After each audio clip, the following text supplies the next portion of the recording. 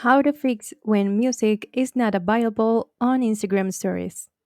Hello everyone and welcome to this new tutorial. To do this, you will go to the App Store and here you will search for Instagram app.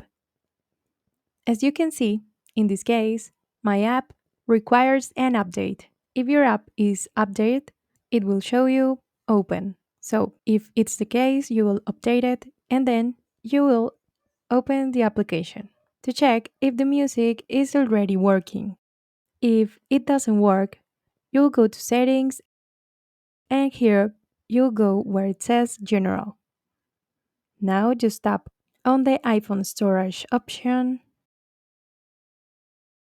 and here you'll scroll down till you find the Instagram app.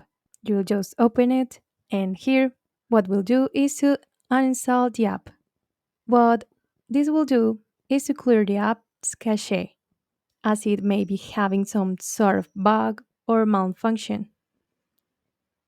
So just press the uninstall app button and then reinstall it. And that way you should have already fixed the problem with the music in the Instagram stories. And that's it guys. Don't forget to leave a like and subscribe. See you in the next video.